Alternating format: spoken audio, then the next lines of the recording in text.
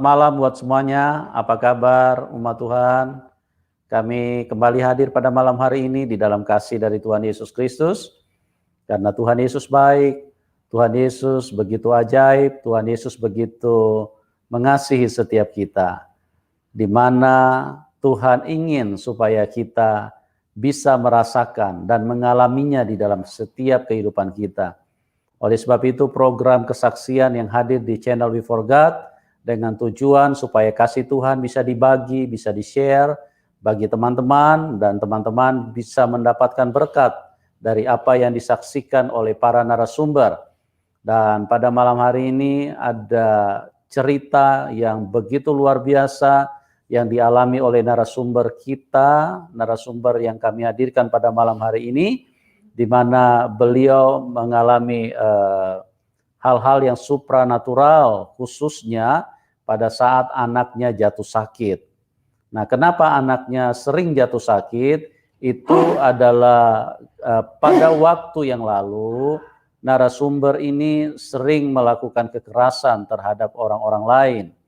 Dan Tuhan dengan kasih-Nya menjangkau, memberikan arahan kepada Bapak narasumber ini supaya kehidupan dengan kekerasan seperti itu harus ditinggalkan karena tidak berkenan kepada Tuhan. Ya, itulah Tuhan Yesus, Tuhan yang baik, Tuhan yang tidak menginginkan terjadi kekerasan di dalam hidup manusia. Tapi kalau bukan Tuhan, jangankan cuma kekerasan, penggal kepala orang saja direstui, disetujui. Ya, oke, pada malam hari ini kita akan sambut narasumber kita, Bapak Yoktan Sulaiman. Selamat malam, Pak Yoktan. Selamat malam, Pak. Apa kabar, Pak? Kabar baik, puji Tuhan, Pak, hari ini. Ya, puji Tuhan, haleluya. Ya, beberapa waktu yang lalu kami sekali lagi mohon maaf kesaksian Pak Yoktan, kami tidak bisa tayangkan dengan maksimal karena sinyal pada waktu itu sangat tidak mendukung, ya. Dan sebagai rasa kasih kami kepada Tuhan dan rasa syukur kami kepada Tuhan bahwa Tuhan terus bekerja di dalam kehidupan manusia, para narasumber, dan kami ingin supaya kesaksian itu diangkat secara baik pada malam hari ini, artinya secara jelas, bisa ditayangkan, bisa disiarkan secara maksimal, supaya apa yang telah Tuhan buat di dalam kehidupan Pak Yoktan Sulaiman, itu bisa menjadi berkat bagi banyak teman-teman. Nah, Pak Yoktan ini adalah seseorang yang tadinya hidup jauh dari Tuhan. Makanya beliau sering melakukan kekerasan pada waktu itu. Nah, bagaimana kasih Tuhan menjangkau beliau, bagaimana kuasa Tuhan yang hadir dan menyelamatkan beliau. Ini kita akan dengarkan bersama-sama secara lengkap perbuatan tangan Tuhan yang ajaib. Oke, teman-teman, waktu dan tempat saya serahkan kepada Bapak Yoktan. Silakan Pak Yoktan. Terima kasih Bapak atas kesempatan yang diberikan kepada saya pada malam hari ini untuk kembali bersaksi yang kedua kali.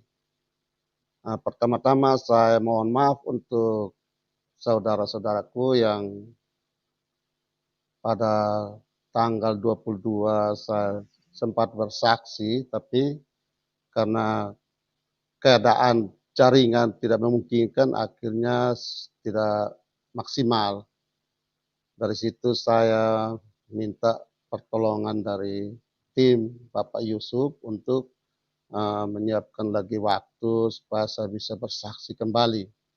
Dan untuk itu saya minta terima kasih banyak untuk Bapak Yusuf bersama keluarga dan bersama tim. Semoga kebaikan Bapak bersama tim dan keluarga Tuhan yang membalas semua kebaikan Bapak. Terima kasih, dan malam ini saya akan kembali bersaksi. Namun sebelum itu saya perlu perkenalkan kembali, nama saya Yoktan Sulaiman, asal Timur Amarasi, di salah satu desa paling timur Amarasi, dulu desa Enoraen. Sekarang sudah pemekaran jadi 2 desa di sana, yaitu desa Rabeka di Kecamatan Amarasi Timur sekarang, Kabupaten Kupang. Sejak kecil saya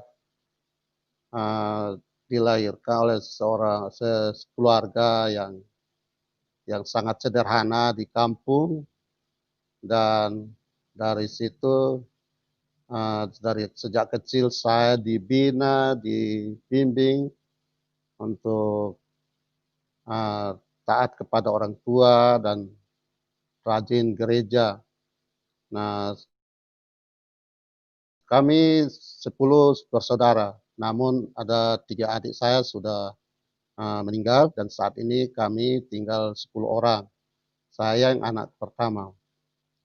Saya sejak umur 8 tahun, orang tua saya sudah eee, mengajari saya untuk bekerja, misalnya saya bantu orang tua bekerja kebun, bantu mama berjualan di pasar, dan dari situ saya terbentuk dengan bimbingan yang cukup keras juga dari orang tua, maupun di sekolah juga kita dididik dengan serba keras. Jadi kita datang macam terlambat saja itu sudah kena sanksi berlutut, tidak dikasih rotan, tapi ya waktu itu kita terima saja karena memang kita butuh ilmu, kita butuh pendidikan, jadi tetap kita walaupun dipukul atau dikasih pembinaan seperti itu, kita tetap datang,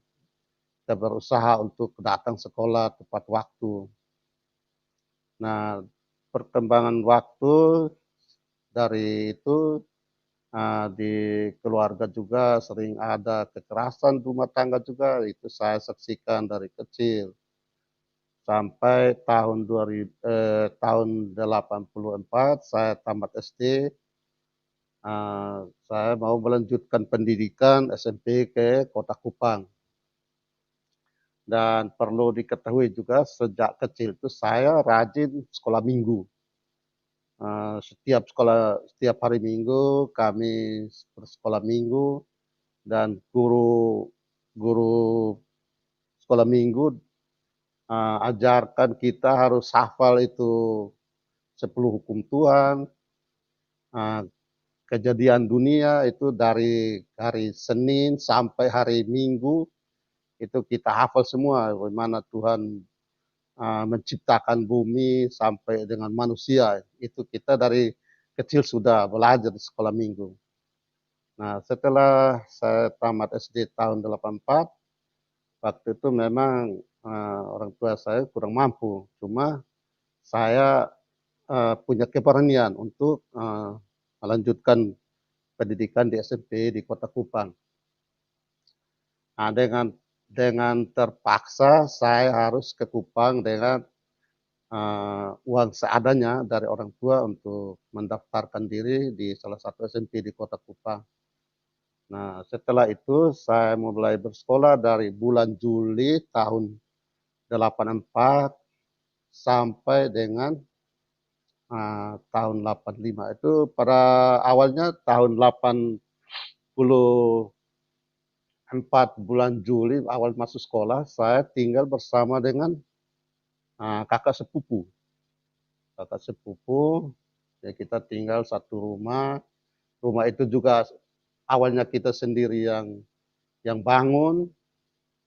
eee, Perlu diketahui bahwa di Kota Kupa itu batu karang semua, jadi kalau kita mau bangun rumah kita harus pukul dulu, itu hancurkan batu-batu itu dulu baru bisa, kasih berdiri rumah di situ, kalau tidak mau bagaimana, batu semua. Jadi kami dengan keras, kita harus kerja keras setiap hari sampai batu-batu itu kita pukul, hancurkan, baru kita bangun rumah.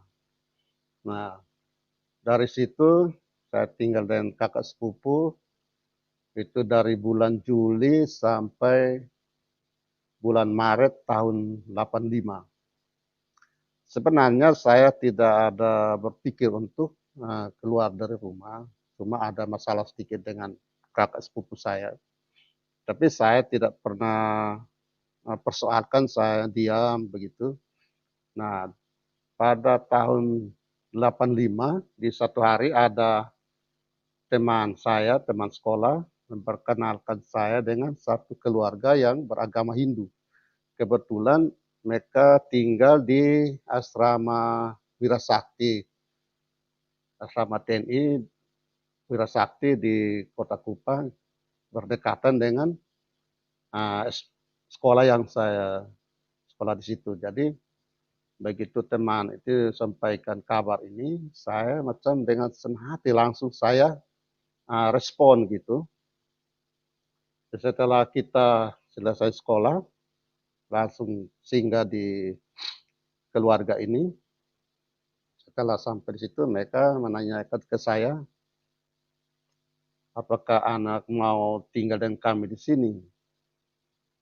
Nah, waktu itu saya berpikir kalau saya tinggal di situ, berarti biaya orang tua untuk membiayai sekolah saya sudah tidak lagi, karena saya pasti dari keluarga ini membantu saya untuk biaya sekolah. Dari situ saya berpikir bahwa itu dengan sendirinya meringankan orang tua, misalnya mengurus adik-adik saja. Akhirnya begitu menanyakan ke saya pikir-pikir saya langsung terima. Iya, saya siap untuk tinggal di sini. Mereka bilang di sini kerjaannya hari-hari mengurus ayam petelur. Waktu itu ada sekitar 300 ekor. Saya bilang tidak apa-apa, saya sekolahnya siang, jadi pagi saya bisa urus dulu ayam-ayam itu. Dari pagi kita kasih makan, kasih bersih kandang, dikasih minum, terus nanti sekitar jam 9, 10 kita mengumpulkan telur-telur yang sudah ada, nanti orang datang beli. Itu berlanjut terus, mulai dari itu, dari tahun 85, tepatnya bulan Maret, hari Rabu, saya pindah tinggal dengan keluarga ini.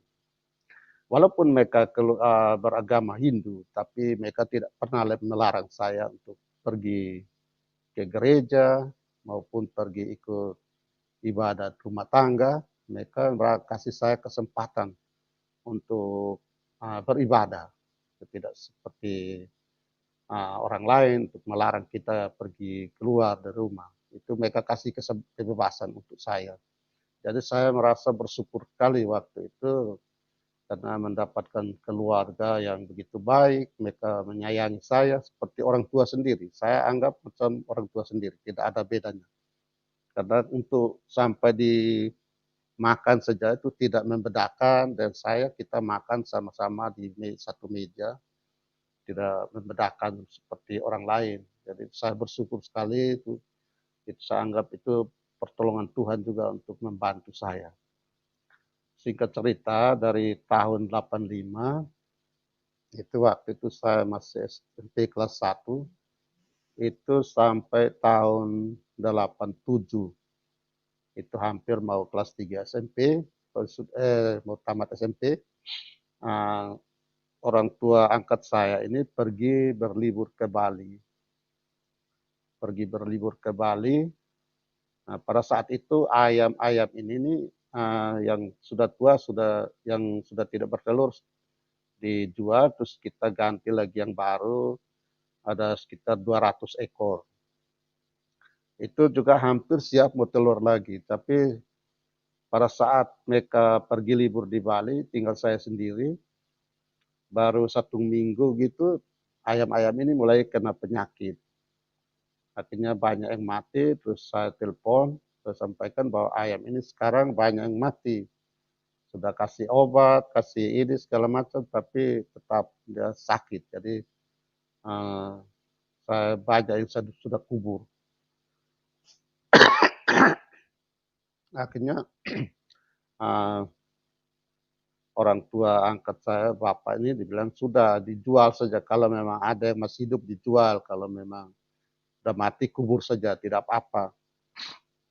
Akhirnya sudah, jadi setelah mereka kembali, ayam itu sisa sekitar 80 ekor. Itu sudah banyak yang mati. Jadi karena ayam sudah banyak yang mati, jadi setelah kembali dari Bali, keluarga ini, ibu ini sudah mulai beli eh, sembako semacam gula pasir, kopi, jadi kita jualan kecil-kecilan di rumah juga.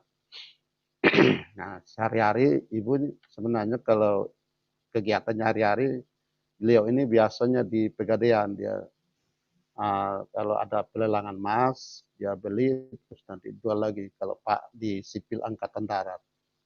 Jadi beliau tuh tiap pagi dia di kantor dari pagi sampai siang jam 2, jam 3 baru pulang. Jadi saya dari pagi itu jam pagi sampai jam 12 saya kerja, nanti mau setengah 1 saya siap pergi ke sekolah. Nah, setelah saya tamat SMP, ayam-ayam ini sudah akhir semua, jadi kita jual semua. Jual semua, terus mulai buka usaha jualan di rumah berupa kios begitu, tapi barangnya belum terlalu banyak, jadi kita awalnya untuk coba-coba gitu. Jadi pagi saya urus kios dari tahun 87, kios nanti siang setengah 1 saya sekolah. Sampai tamat SMP pun begitu, saya masuk SMA lagi, itu usahanya bukan ayam lagi, tapi kios. Tiap hari saya urus kios, jualan. Jadi awal-awalnya memang ramai sekali. Jadi dari hari ke hari meningkat terus. Jadi kita memperbesar kios dengan barang-barang penuh di dalam rumah. Itu termasuk minyak tanah kita sampai 3 darum tahun 87 itu, 87, 88 itu meningkat. Pokoknya meningkat terus. Jadi tiap hari itu ramai terus orang datang belanja waktu itu. Jadi saya kadang-kadang kerepotan juga, tapi saya bersyukur saja karena saya bisa sekolah dan bisa hidup di situ. Singkat cerita, pada tahun 89, 90 saya tamat SMA dan sesudah tamat saya mau lanjutkan kuliah, tapi orang tua angkat saya bilang gini, kalau mau kuliah berarti biaya tanggung bersama, orang tua kandung tanggung separuh, kami tanggung separuh. Saya bilang kalau untuk sekarang saya mau minta lagi dari orang tua tidak mungkin, karena masih mengurus adik-adik saya yang lain untuk bersekolah juga. Jadi biar saya cukup sampai di SMA, kalau besok-besok dapat kerja, baru saya mau lanjutkan kuliah, nah saya kuliah. Akhirnya orang tua angkat saya bilang kalau gitu daripada nganggur, ikut kursus komputer. Jadi pada tahun 90 saya kursus komputer selama 6 bulan. Kursusnya sehat juga. Jadi pagi masih saya kerja urus kios itu, jualan itu.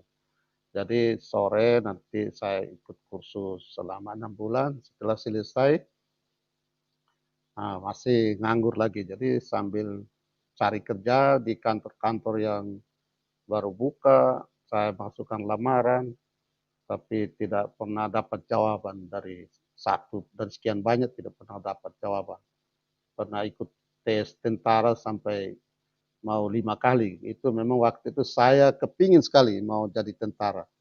Saya sampai tes berulang-ulang, tapi terakhir tidak sukses juga. Akhirnya pada tahun 91, tepatnya sekitar bulan Agustus, di satu hari sekitar hari Selasa. Jadi saya bertemu dengan salah seorang teman, dia bawa satu koran. Begitu bertemu, dia tanya saya gini, teman tidak mau ikut tes pegawai? Di mana? Waktu itu masih Departemen Kehakiman. Jadi dia bilang di Departemen Kehakiman. Besok jam 12 tutup. Akhirnya sudah saya langsung kembali ke rumah, sampaikan di orang tua angkat bahwa besok saya mau ikut tes. Ini saya harus siap berkas-berkas ini termasuk kelakuan baik, sidik jari, harus urusnya di resort waktu itu. Jadi Bapak angkat saya bilang gini, "Sudah tidak usah pikir, besok nanti Bapak antar, kita urusan sama, nanti tidak usah khawatir." Jadi malam itu saya tulis lamaran, besok pagi setelah beliau apel habis, dia langsung antar saya ke kantor resort. Kebetulan sampai di kantor resort, yang jaga urus di loket itu, dia punya orang Bali. Akhirnya beliau masuk, dia pote bahasa Bali, omong bahasa Bali gitu. Mereka omong-omong sudah seorang saya masuk duluan, padahal orang banyak antri di belakang saya. Saya masuk dan urus semua surat-surat, tapi sebentar saja. Pas jam 11 selesai dan langsung saya pergi daftar di Kanwil Kehakiman. Daftar pas saat itu sudah hampir mau tutup. Jadi setelah daftar sudah kita menunggu untuk ikut tes. 1 minggu kemudian kita ikut tes dan setelah itu pengumuman, begitu pengumuman saya lulus. Puji Tuhan, saya sangat bersyukur dan bangga waktu itu, sangat macam terharu-haru gitu. Saya bisa lulus. Dari sekian lama saya berusaha, tapi pada saat itu saya lulus dan saya sangat berterima kasih. Saya kembali setelah lihat pengumuman, saya pulang sampai rumah, saya sampaikan ke orang tua angkat, saya sangat berterima kasih, mereka sudah membantu saya untuk bisa dapat pekerjaan. Singkat cerita, dari tahun itu, tahun 91 sudah dinyatakan lulus dan terakhir kita menunggu SK penempatan. Nah, sementara menunggu SK penempatan pada tahun 92, awal 92 sekitar bulan Februari, Februari akhir, di hari Sabtu malam saya pernah bermimpi bahwa mama saya dianiaya oleh seseorang yang tinggi besar di kampung. Jadi waktu itu saya sudah melihat dan saya berusaha untuk membantu tapi tidak sempat, saya sudah kaget. Akhirnya besoknya hari Minggu, saya minta izin di orang tua angkat bahwa saya bilang, saya harus pergi ke kampung karena mama saya pasti sakit. Saya ada mimpi tadi malam. Dan mereka tidak keberatan, kasih saya izin dan saya langsung berangkat. Begitu tiba di kampung pada sore hari, sudah sore gitu, saya tiba, sampai rumah betul mama saya dalam keadaan sakit.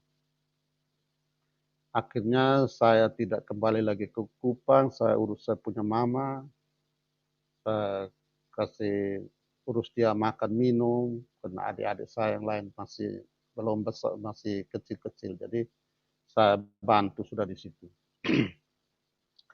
Hanya anehnya mama saya mau bawa ke waktu itu masih kita mantri di kampung, mantri itu kesehatan itu biasa untuk kasih suntik, kasih obat.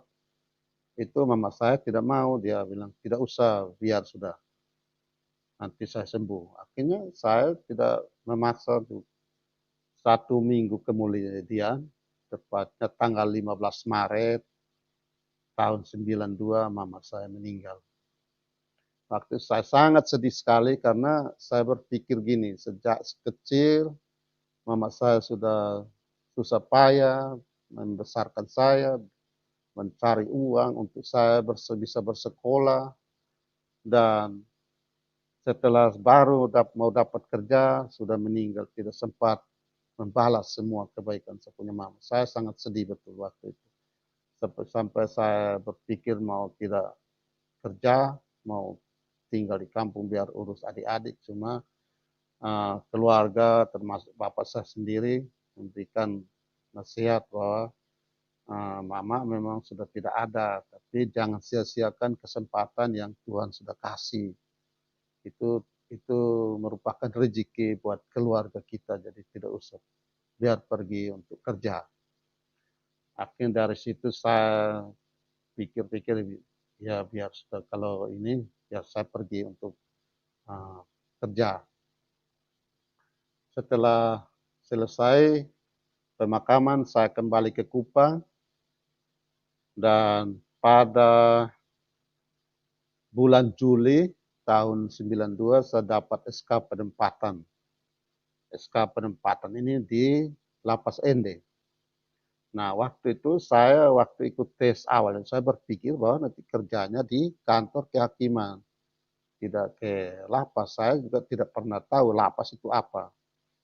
Nah, yang kita tahu dulu orang biasa sebut itu penjara, penjara. Tapi kita tidak pernah lihat ke dalam itu orang-orangnya seperti apa. Begitu dapat SK bilang lapas Ende, saya juga macam bingung-bingung.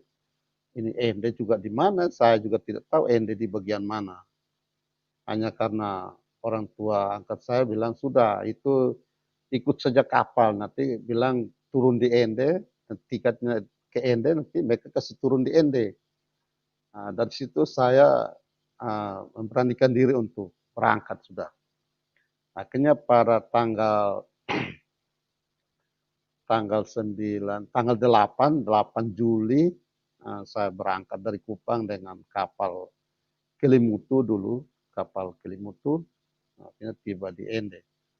Tiba di Ende, terus pada tanggal 10 Juli, saya mulai masuk bertugas di lapas kelas 2 BND.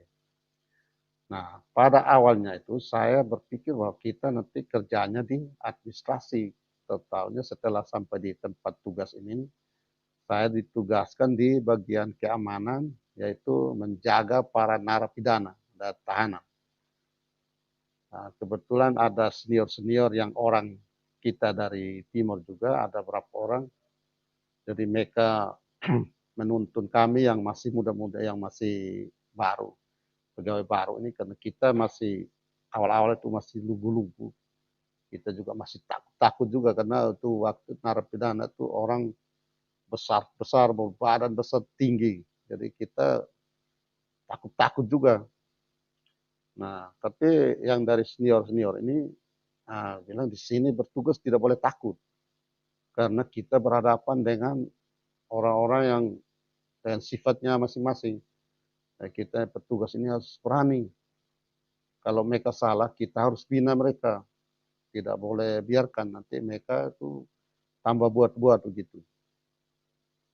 Tapi saya masih ragu-ragu. Jadi ya tetap waktu berjalan, akhirnya sudah sampai 5 bulan, 6 bulan gitu, kita baru mau memberanikan diri untuk tegur kalau ada napi yang melakukan kesalahan, pelanggaran, kita tegur. Sampai kadang senior-senior kalau memang tegur tidak ikut, tempeleng saja. Kita ikut tempeleng. Dari situ berlanjut terus, akhirnya lama-lama kita jadinya berani, dan itu pembinaan, proses pembinaan juga masih menganut sistem kepenjaraan dulu. Jadi semua pembinaan itu dilakukan dengan kebanyakan dan fisik. Dan waktu itu memang saya lihat yang senior-senior itu harus dengan itu. Kalau tidak, narapidana biasa kadang-kadang mereka baku pukul di dalam kamar, malah kadang-kadang itu sampai baku kejar-kejar di dalam. Akhirnya sudah dari situ kita mulai pembinaannya ikut yang senior-senior.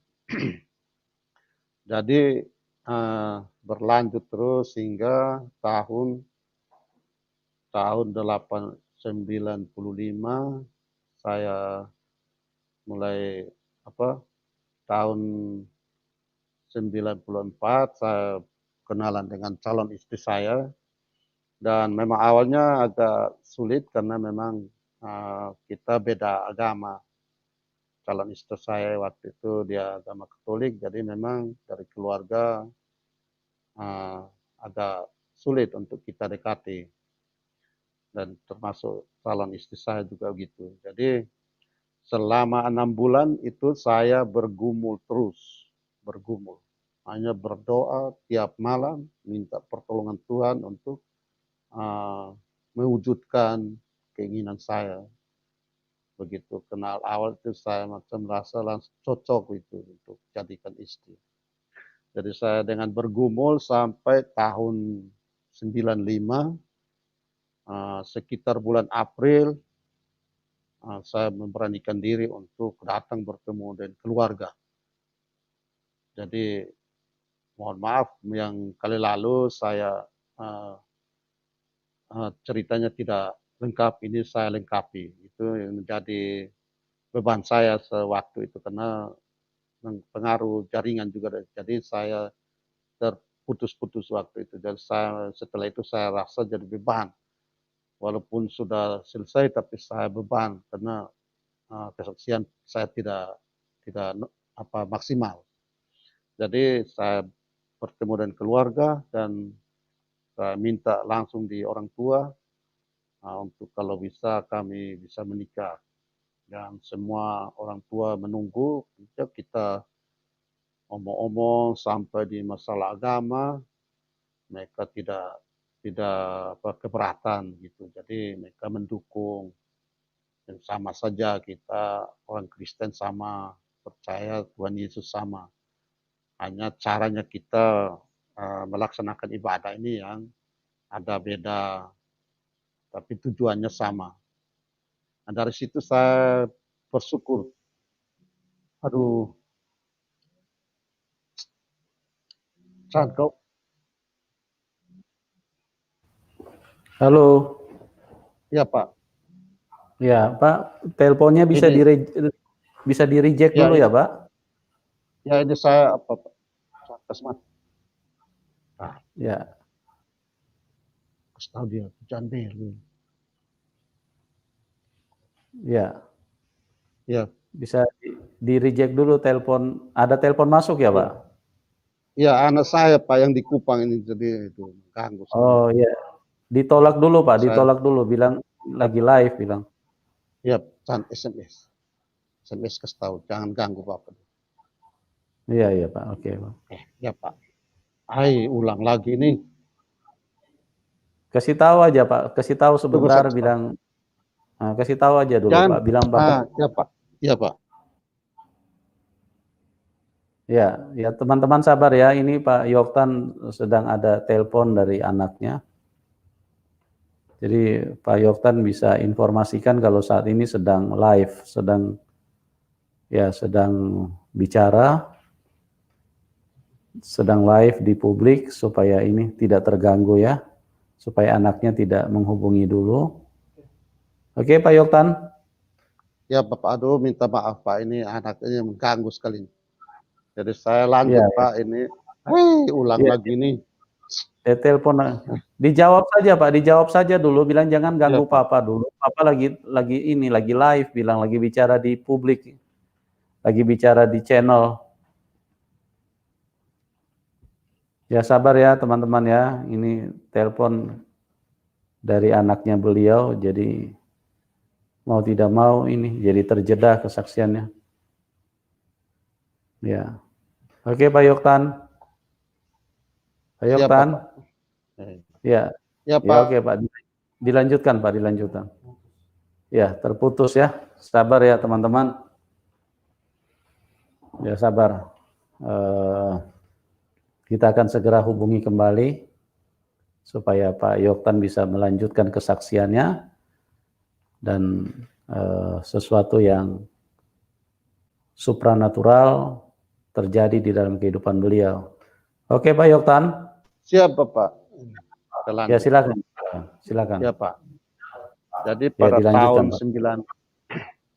tahun 95 saya tepatnya bulan Agustus tanggal 25 kami melangsungkan pernikahan, dan dalam pernikahan kami dikaruniai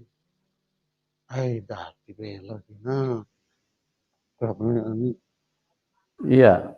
Apa? Anak ini nih. Jangan ganggu Bapak dulu, lagi live ini nih.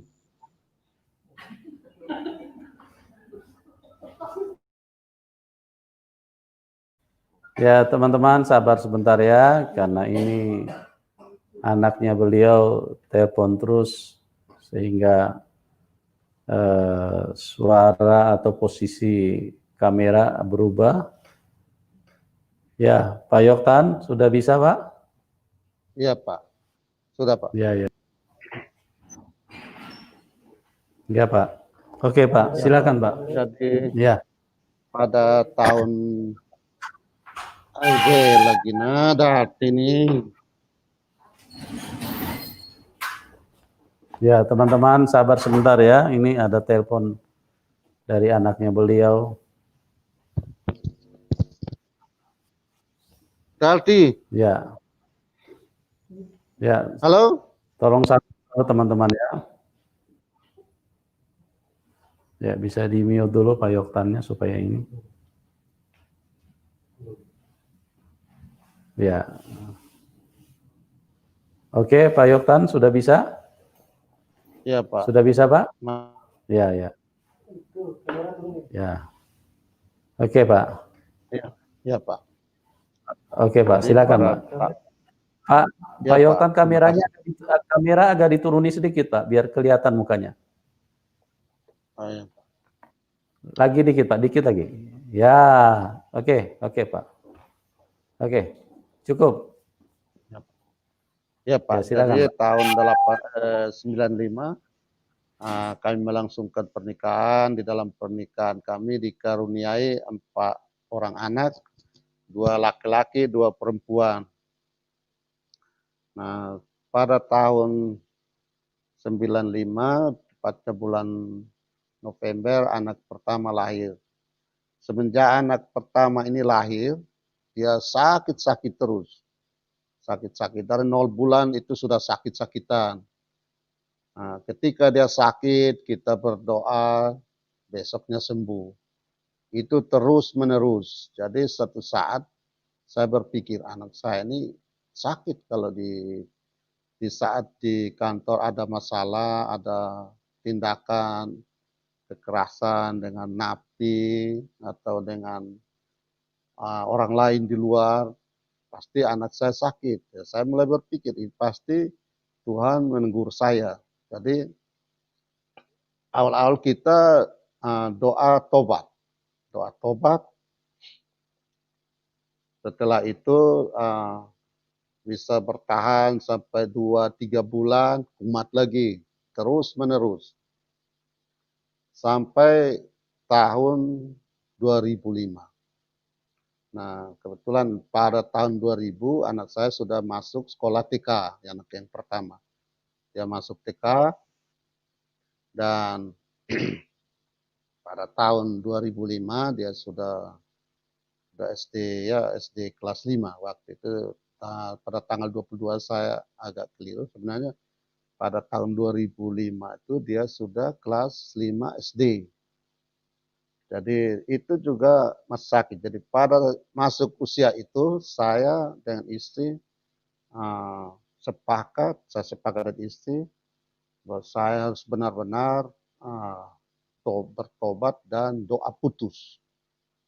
Nah, akhirnya kita berdoa, doa putus, dan kita siap hati hari Minggu kita bawa ke gereja untuk benar-benar bertobat sudah di situ. Jadi sejak tahun 2005. Singkat cerita, dengan perjalanannya waktu pada tahun 2008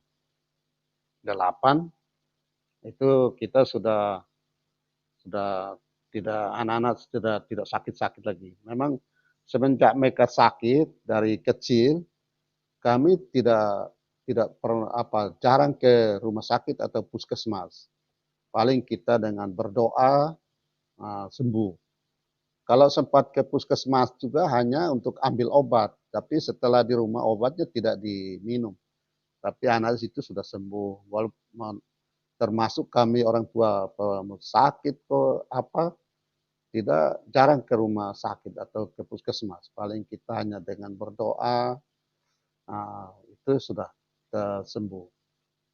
Jadi pada tahun 2008 tepatnya sekitar bulan Agustus di satu malam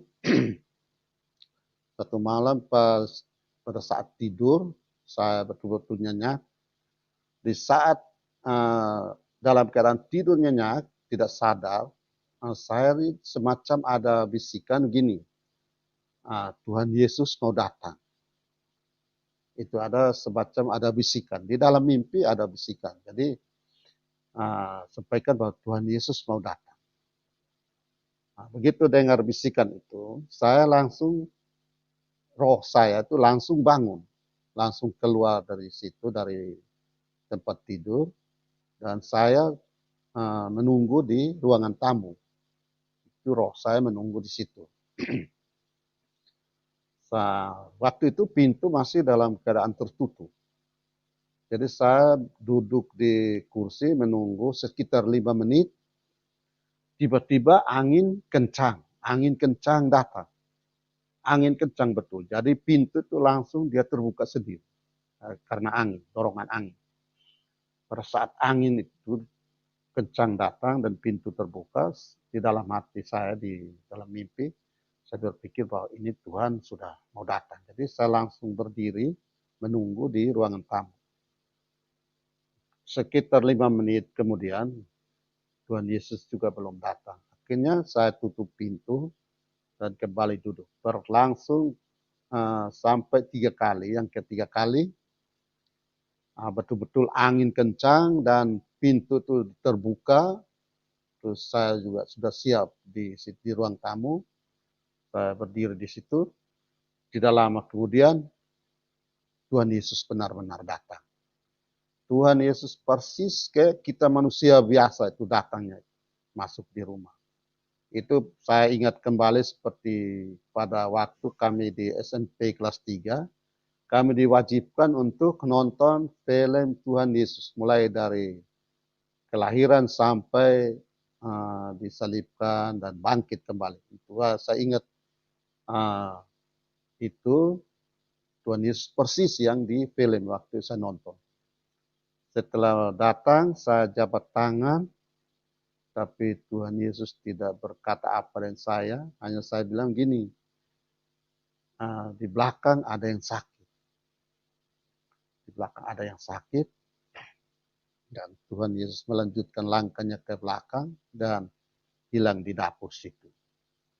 Setelah saya kaget, saya mulai berpikir, ini saya mau dapat apa? Mau dapat mujizat atau berkat dari Tuhan? Sampai Tuhan Yesus mengunjungi kami di rumah ini. Akhirnya saya kesimpangan istri, kami dua berdoa bersyukur karena Tuhan Yesus sudah mengunjungi kami. Perkembangan dengan perjalanannya waktu, saya bertanya ke tim doa, ke pendeta menyangkut mimpi ini. Jawaban mereka bilang, dari tim doa bilang, itu Tuhan mau pakai Pak. Nanti besok bisa membantu orang lain, macam minta bantuan untuk didoakan, nanti bisa Pak, bisa bantu doa. Dari pendeta juga jawabannya sama seperti itu. Dari situ saya berpikir, Pak, kalau seperti ini berarti jawabannya betul, karena waktu anak-anak saya sakit, saya berdoa sembuh. Berarti Tuhan betul-betul pakai saya. Saya sangat berterima kasih karena saya bisa dapat mujizat dari Tuhan sendiri.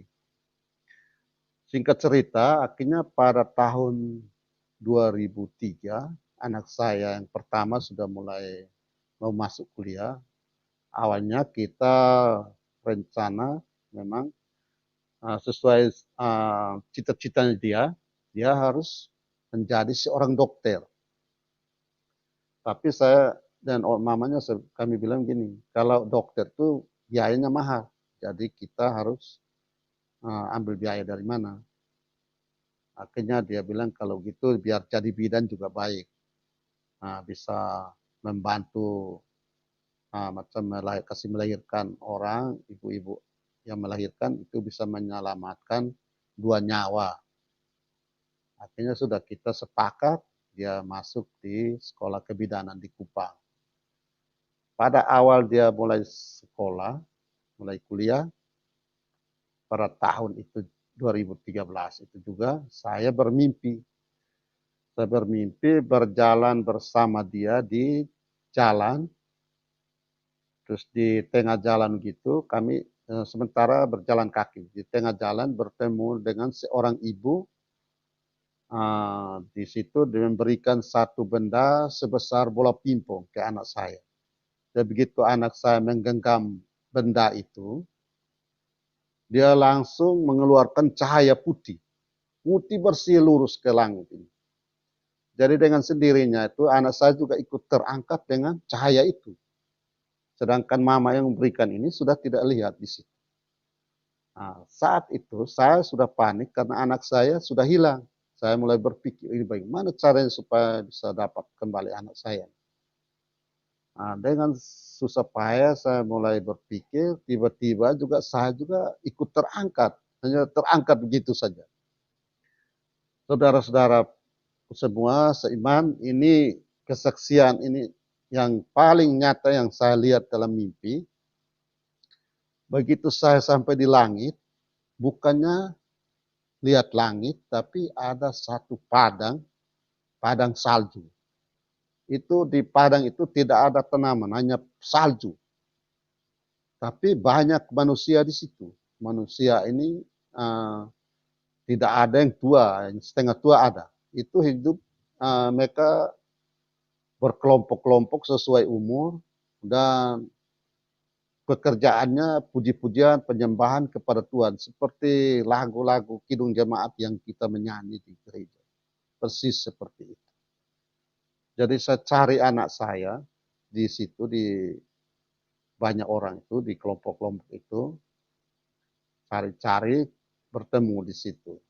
Nah, karena ini di situ di padang salju, jadi waktu Ibu Hana pernah bersaksi di channel Pak Yusuf ini, pernah singgung juga Tuhan Yesus bawa dia ke surga melewati salju ini, padang salju ini. Jadi sebelum masuk ke surga, melewati padang salju ini. Jadi saya berpikir bahwa itu saya sudah sampai di situ dengan anak saya. Nah, setelah bertemu dengan anak saya, mau ajak pulang ke bumi, dia tetap pertahankan untuk tidak mau pulang. Dia tetap mau di situ. Akhirnya saya dengan segala macam usaha, kasih dia pemahaman supaya pulang ke bumi. Terakhir akhirnya dia mau. Nah sekarang kita mau kembali ke bumi, tapi mau lewat mana? Dan kita di satu tempat yang kita mau turunnya ikut mana. Dalam keadaan panik, tiba-tiba tangga itu terbentang dari atas itu sampai ke bumi. Itu satu tangga yang panjang sekali itu. Jadi saya itu dalam mimpi macam saya langsung macam bahagia sekali saya bisa turun dengan anak saya. Nah, pada saat tangga itu ada, kami turun, begitu sampai di bumi, begitu injakan kaki di bumi, dia langsung jalan ikut dia punya mau, bukan dia mau ikut saya pulang, tapi dia jalan sendiri. Tapi di dalam hati saya berpikir gini, biar dia tidak ikut, tapi dia sudah di bumi, lambat cepat, pasti saya masih bertemu dengan dia. Akhirnya sudah, saya kaget dan puji Tuhan setelah dia tamat kuliah, itu baru dapat jawabannya. Begitu dia tamat kuliah, kami mau ajak pulang ke Ende, dia tidak mau ajak pergi ke kampungnya saya juga dia tidak mau, dan dia memilih untuk jadi penginjil di Kupang.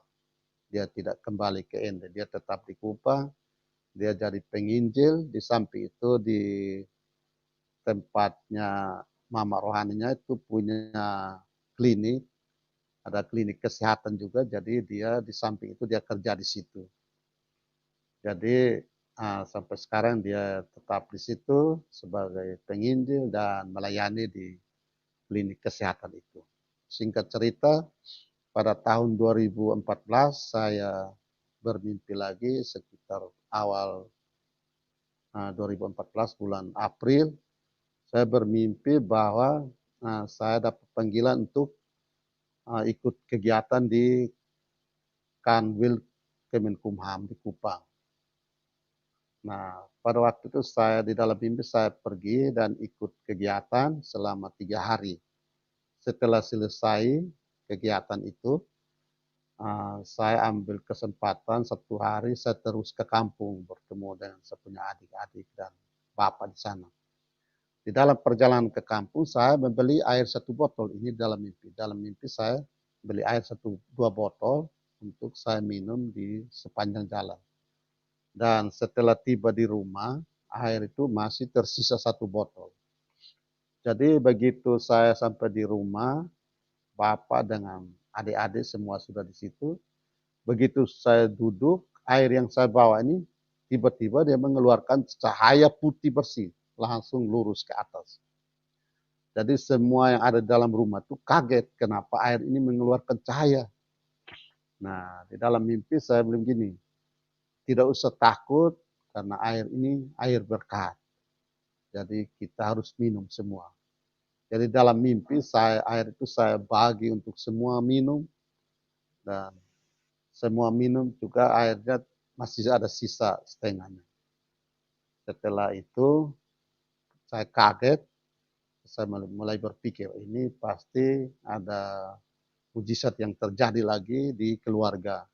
Puji Tuhan pada tahun 2019 yang lalu, tahun lalu, saat bulan Juni saya pergi ke kampung dan semua saya lihat usaha-usaha dari adik-adik saya sudah maju, pokoknya makin maju gitu.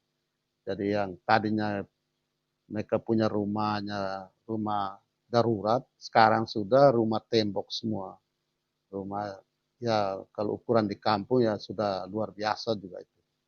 Jadi dari situ saya bersyukur dan saya kumpulkan mereka semua, kita buat satu doa syukur bahwa Tuhan telah memberkati kita semua sehingga adik-adik juga sudah hidupnya uh, agak bagus lah, tidak seperti dulu kita masih kecil-kecil hidup susah, itu makan juga susah, tapi saat ini kita sudah diberkati. Akhirnya puji Tuhan, setelah saya kembali ke Ende dan singkat cerita, pada tahun ini, bulan September yang lalu, tanggal 3 September, saya bermimpi lagi bahwa saya datang ke kampung, bertemu dengan adik-adik dan bapak, kami membahas tentang pengeboran air.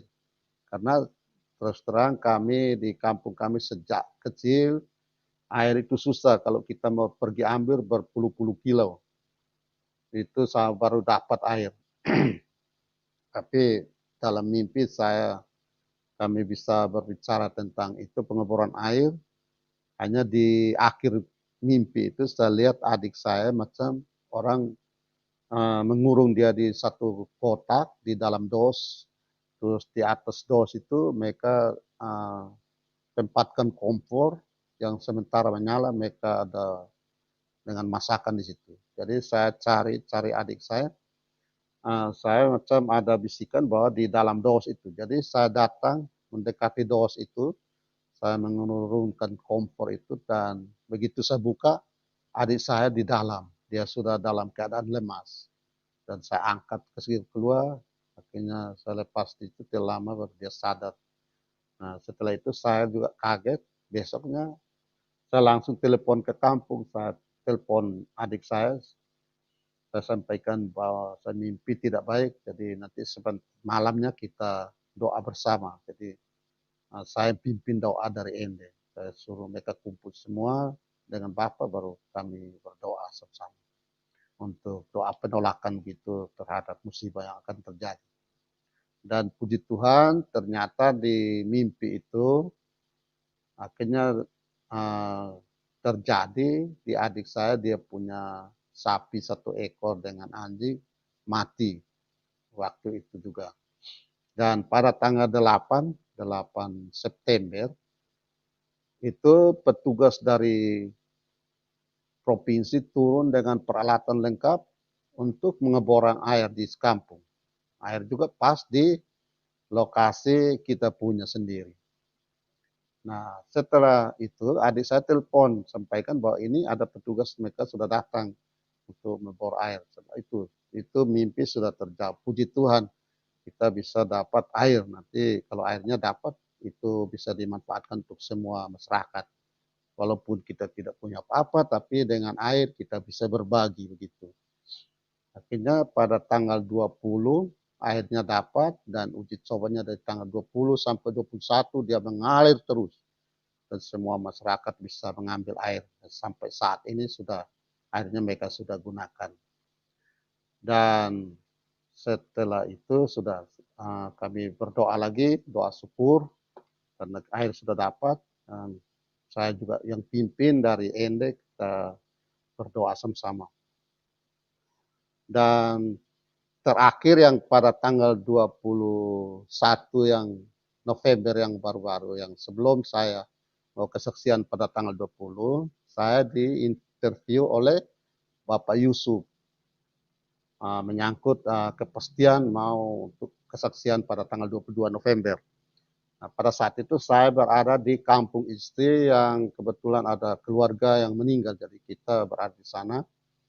Dan setelah saya diinterview oleh Bapak Yusuf, kebetulan sebelum diinterview ada adik ipar, mereka ada pertikai 2 orang di kampung. Jadi dia sementara cerita dengan saya menyangkut pertikaian mereka itu sampai mereka tidak saling teguh.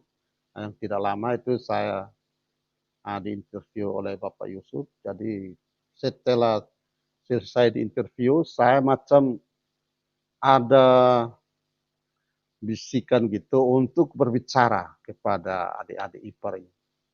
Itu bisikannya gini, jangan mengeraskan hati. Nah, waktu itu saya berpikir, jangan mengeraskan hati. Artinya berarti mereka tidak boleh keraskan hati, harus saling memaafkan. Jadi setelah itu saya mendekati mereka dan saya omong gini, untuk adik-adik yang bermasalah, sebaiknya tidak perlu diperpanjang.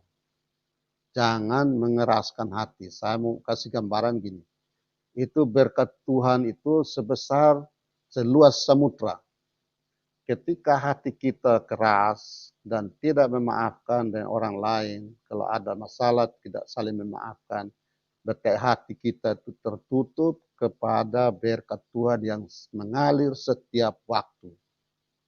Jadi saya minta adik-adik sebaiknya saling memaafkan. Masalah sedikit tidak boleh dibesarkan. Kalau masalah yang besar dikecilkan. Pokoknya intinya itu jangan mengeraskan hati. Jadi setelah kami tiba kembali ke Ende, saya ambil Alkitab, saya buka, saya cari ini jangan mengeraskan hati di mana. Setelah saya buka-buka, ketemunya di Ibrani pasal 3 sampai pasal 3 ayat 7 sampai 19. Jadi yang ada 2 ayat situ yang menekankan di yang jangan mengeraskan hati di pasal 8 dengan pasal 15. Jadi waktu yang saya macam ada bisikan itu, saya tidak pernah bayangkan bahwa itu ada di dalam Alkitab. Itu jangan mengeraskan hati. Itu tuh Pak. Terima kasih, itu yang saya sangat bersyukur karena setelah Bapak interview dan saya bisa berbicara panjang lebar dan adik-adik itu, tapi yang saya tekankan itu tuh yang jangan mengeraskan hati. Mungkin kesaksian saya malam ini sampai di sini. Semoga bermanfaat buat saudara-saudaraku baik yang di Indonesia maupun di luar negeri. Kiranya Tuhan Yesus memberkati kita semua. Terima kasih Bapak Yusuf telah memberikan saya waktu untuk bersaksi malam ini. Terima kasih Bapak. Iya. Selamat malam. Puji Tuhan. Haleluya. Terima kasih Pak Yoktan. Kesaksian di mana Tuhan Yesus memberikan pengertian bahwa hidup ini harus di dalam kasih Tuhan, sehingga lewat beberapa hal yang terjadi secara supranatural itu mengarahkan kita untuk bisa hidup dengan baik, hidup dengan benar sesuai dengan firman Tuhan, bukan dengan kekerasan yang seperti dilakukan oleh dunia. Ya, karena di dalam dunia ini hanya ada 2 kekuatan. Satu kekuatan dari Tuhan, satu kekuatan dari setan.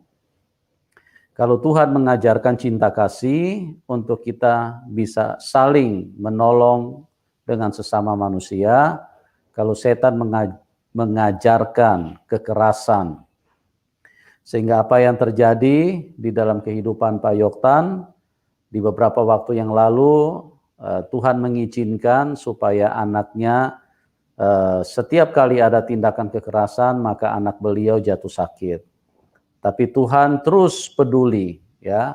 Tuhan terus memberikan kemurahan di mana setiap kali didoakan anaknya beliau juga sembuh. Nah, itulah peristiwa yang begitu luar biasa. Tuhan mengizinkan tapi tidak melebihi daripada kekuatan manusia, karena dia pribadi yang setia, dia terus hadir untuk bagaimana bisa menolong setiap manusia dari setiap persoalan yang dihadapi. Dan puji Tuhan pada malam hari ini kita sudah dengar bahwa Pak Yoktan adalah manusia baru yang sudah diubahkan Tuhan, yang tadinya suka emosi, suka kekerasan kepada baik orang-orang napi dan juga baik orang-orang yang ada di sekitar beliau. Tapi sekarang beliau sudah hidup di dalam kasih Tuhan, sehingga di dalam tindakan-tindakan tercermin bahwa ada nilai-nilai yang ditampilkan, nilai-nilai yang berasal dari Tuhan, hidup dengan kuasa kasih Tuhan Yesus. Oke teman-teman, linknya kami taruh di live chat. Bagi Anda yang ingin berdiskusi dengan beliau, ya silakan. Linknya kami taruh di live chat, ya. Pak Yoktan bisa dengar suara saya? Ya bisa Bapak, bisa dengar. Bisa dengar ya? Ya, Ya, Pak. jadi selama ini berapa kali terjadi anak itu sakit, terus kemudian disembuhkan. Setiap sakit disembuhkan, setiap sakit disembuhkan. Kira-kira Bapak ingat nggak berapa kali terjadi selama ini? Atau berapa tahun Itu kejadian? dari 0 tahun, Pak. Dari Hah? tahun dari 0 tahun sudah sakit itu, Pak. Oh, begitu ya. Iya, Pak. Ya, Dari 0 tahun sampai 1 tahun itu yang makin banyak sakit, itu yang sampai muncul benjol-benjol di muka, itu ada luka-luka. Tapi kita hanya dengan berdoa, ya, sembuh. iya. Kita tidak ke Berarti rumah memang, sakit, tidak ke. ya, berarti memang Bapak ini orang pilihan Tuhan, ya, sehingga Tuhan langsung menyatakan kuasanya di dalam kehidupan untuk membebaskan Bapak dari kehidupan-kehidupan yang tidak berkenan, ya. Soalnya kalau tidak ada penyakit-penyakit seperti itu yang diizinkan Tuhan, maka Pak Yoktan akan asik, akan terus menikmati kekerasan-kekerasan seperti itu. Bahkan mungkin akan berbangga diri, ya, akan Ya, merasa seorang yang ditakuti, yang dihormati, seseorang yang punya nilai-nilai jasmani lahiriah. Ya, jadi ya. sampai tahun berapa waktu itu Bapak mulai sadar bahwa Tuhan tidak berkenan dengan cara-cara seperti itu? Itu yang terakhir sampai doa tobat dan doa putus itu tahun 2000, 2005. Itu anak Oh, sudah SD kelas 5. sudah 10 tahun ya? Iya, Pak. Iya, Itu 10 iya, iya. tahun. Iya, luar biasa ya, cukup lama ya hidup dengan apa? Dengan kekerasan Iya. seperti itu ya. Ya, Iya, Pak. Tuhan Yesus sangat baik ya. Kalau Tuhan tidak izinkan seperti itu, maka Pak Yoktan akan hidup dengan kesia-siaan, bahkan tidak akan ketemu Tuhan, karena Tuhan tidak pernah menghendaki untuk kita menyakiti orang lain. Ya, Tuhan tidak pernah menghendaki kita untuk mengorbankan orang lain. Ya, Tuhan ingin supaya kita hidup jadi berkat buat orang lain. Kehadiran kita bisa menolong orang lain, berbuat baik buat orang lain, melakukan apa yang bermanfaat buat orang lain. Dan pada malam hari ini adalah Pak Yoktan Soleman yang baru, yang mendatangkan manfaat buat banyak orang, karena kembali bersaksi pada malam hari ini bahwa Tuhan Yesus adalah pribadi yang luar biasa, yang telah mengubahkan sehingga Pak Yoktan hidup di dalam kelembutan, hidup dengan terus memikirkan kebaikan Tuhan, kasih Tuhan. Kira-kira sekarang ini Bapak masih ada ini enggak Pak? Masih ada suka muncul enggak?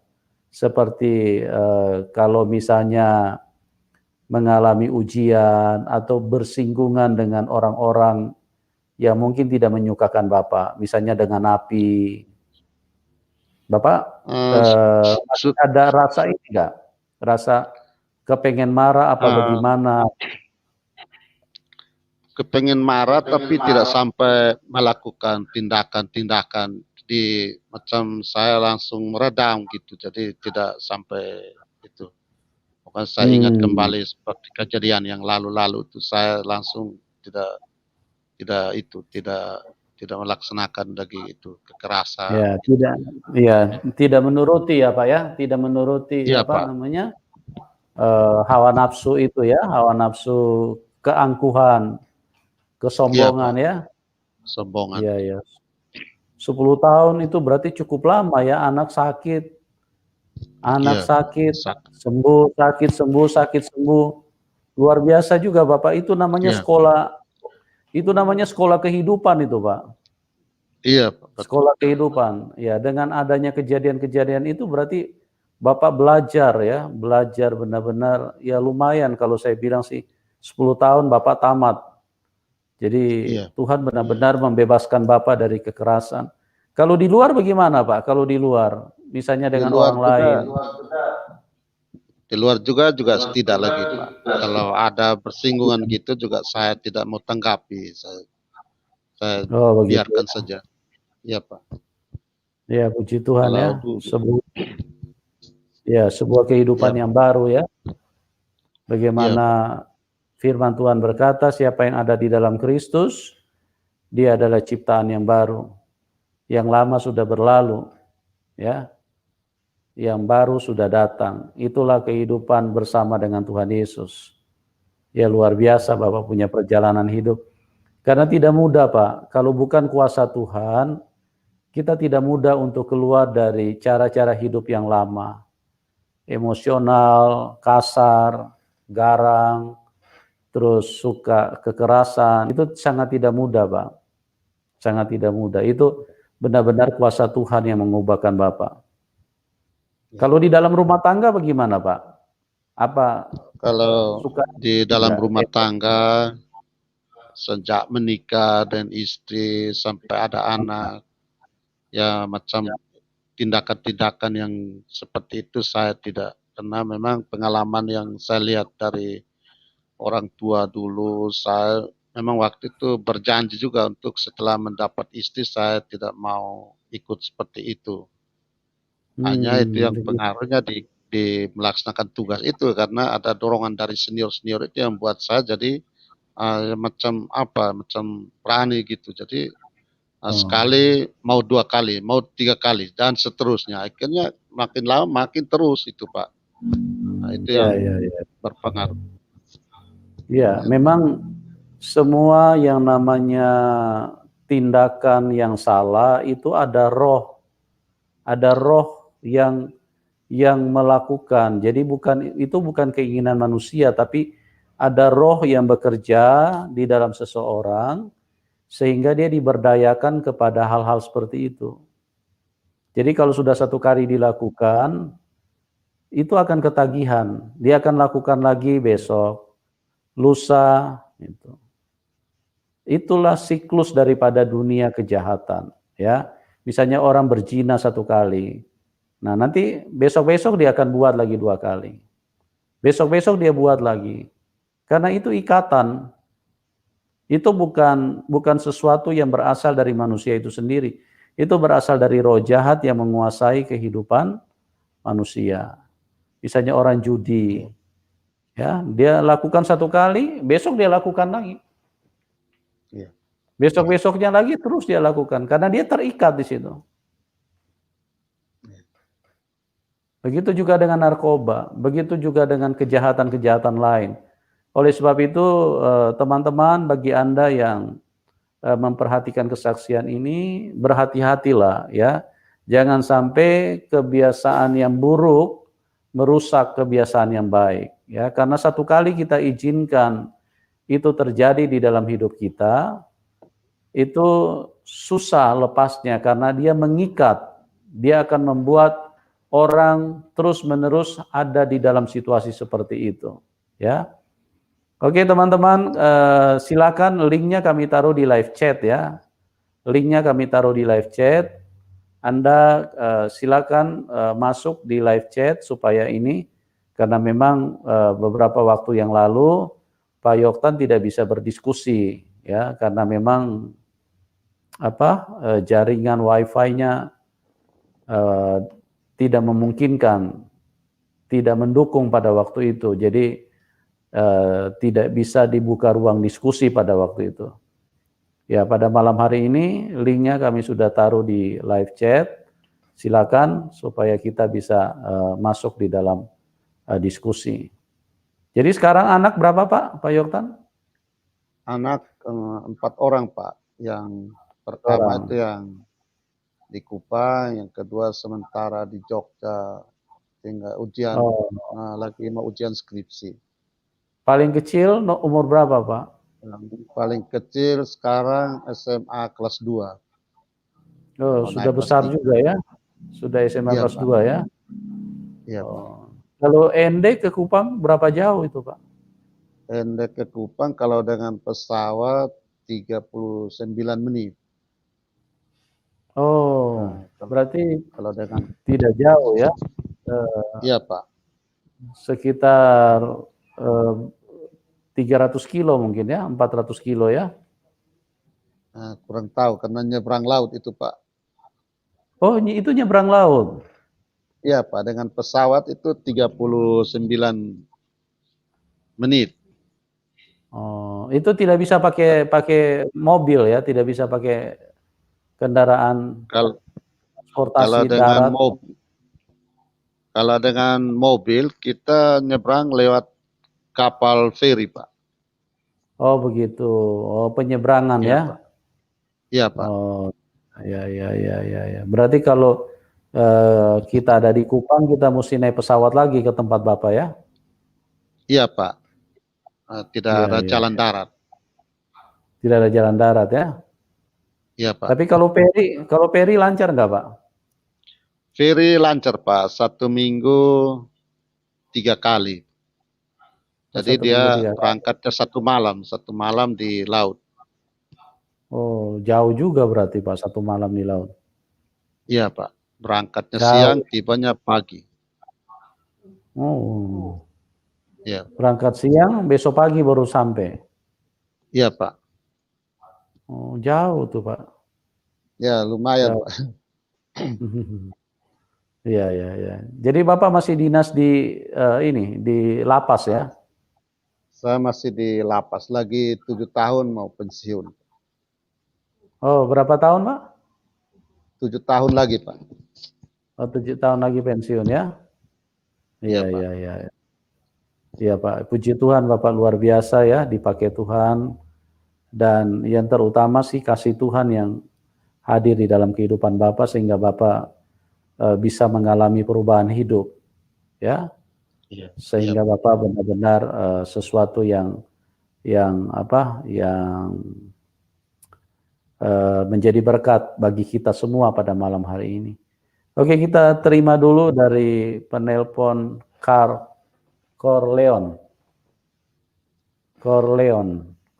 Selamat malam Corleon. Tombol suaranya diaktifkan Corleon. Ya, selamat malam Pak Yusuf. Malam Pak. Ya, bisa dengar suara saya Pak ya? Bisa. Oke, terima kasih Pak Yusuf. Ini saya baru pertama kali bisa masuk ini Pak. Oh iya, silakan Pak. Ya. Silakan. Ya, dengan Pak Yoktan, kesaksiannya sangat memberkati Pak. Saya ikut bersyukur bahwa ternyata memang Tuhan Yesus itu memang nyata adanya. Ya. Saya terberkati sekali sehingga bisa menumbuhkan motivasi saya, Pak, untuk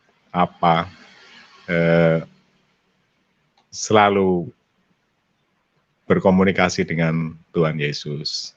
Ya. Oke, begitu aja Pak, kira-kira Pak. Salam Terima buat kasih. keluarga Pak. Ya, terima kasih banyak Pak. Shalom. Salam. Ya, Shalom Pak. ya, terima kasih Pak Yusuf. Terima kasih Pak Corleon. Ya. Ya Pak. Oke, kita pindah ke penelpon berikut, Stanley. Stanley. Selamat malam, Pak Stanley. Halo. Pak Stanley, selamat malam. Selamat malam, Pak. Halo. Halo. Ya, silakan Pak Stanley. Pak Stanley, silakan. Pak Stanley. Ya. Tombol suaranya, Pak. Bisa dengar, Pak Stanley? Ya, tombol suaranya diaktifkan, jangan di-mute.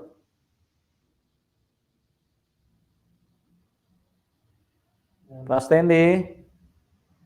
Tombol suaranya, Pak, di bawah handphone, Pak. Ya, nanti masuk lagi ya. Terputus. Ya, jadi sesuatu yang memang kasih Tuhan itu harus nyata ya di dalam kehidupan siapapun kita harus mengalami Tuhan. Jadi iman kita itu bukan hanya sekedar karena keturunan. Karena orang tua Kristen, maka kita pun jadi Kristen. Ya. Kita harus benar-benar mengalami Tuhan Yesus. Karena Tuhan Yesus adalah firman yang menjadi manusia. Nah, firman itu harusnya hidup di dalam kita. Baru kita benar-benar bisa menjadi pengikut Tuhan. Selama firman Tuhan tidak hidup di dalam kita tidak mengalami Tuhan, maka sulit untuk kita bisa mengikuti rencana Tuhan. Oke, kita kembali ke Pak Stanley. Silakan Pak Stanley. Pak Stanley. Ya, bisa dengar Pak Stanley?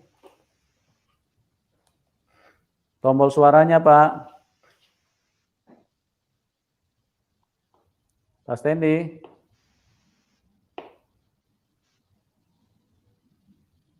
Bisa dengar, Pak? Ini rupanya pengaruh hujan juga ya. Jadi agak sulit ini masuk. Sorry. Ya. Jadi begitulah teman-teman, saya sebagai hamba Tuhan, saya terus berdoa buat Anda dan juga mendorong supaya kita benar-benar mengalami Tuhan. Kita di dalam Tuhan Yesus bukan hanya sekedar karena keturunan, karena kelompok di daerah kita lebih banyak orang Kristen, jadi kita juga memilih menjadi Kristen. Sayang kalau kita Kristen seperti itu, berarti kita Kristen yang tidak mengalami Tuhan. Kita hanya sebagai pengikut organisasi. Ya, apa yang disampaikan oleh Pak Yoktan malam hari ini itu adalah sesuatu realita hidup bahwa Tuhan Yesus adalah pribadi yang bisa dialami. Bukan hanya sekedar dikhotbahkan pendeta, bukan hanya sekedar diceritakan oleh pendeta, tetapi benar-benar dialami secara langsung, ya. Karena Tuhan Yesus kalau hadir di dalam hidup manusia, dia pasti mengubahkan seseorang. Dia pasti melakukan sesuatu di dalam kehidupan orang tersebut. Dan buktinya adalah Pak Yoktan, dia berubah dari cara hidup yang lama, bahkan sekarang anak-anaknya pun juga diberkati Tuhan dan mengalami kuasa yang begitu sempurna. Oke teman-teman, ini mungkin pengaruh hujan ya, jadi agak susah ini untuk telepon masuk ya. Ya, kita cukupkan sampai di sini dulu. Bagi Anda yang ingin memberkati Pak Yoktan, silakan di bawah layar YouTube. Kami sudah cantumkan rekening beliau ya. Terima kasih buat semuanya dan kami berdoa supaya kita semua ada di dalam rencana dan kehendak Bapa di surga. Dan juga terima kasih buat Pak Yoktan ya, buat kesaksian Anda yang luar biasa, yang memberkati kita semua. Doa kami buat Pak Yoktan, supaya Bapak semakin lebih mengalami Tuhan di dalam kehidupan ini. Oke, terima kasih buat semuanya. Tuhan Yesus memberkati, dan salam kemenangan buat kita semua. Amin. Ya, amin. Shalom Pak, selamat malam. Shalom. Selamat malam Pak. Malam.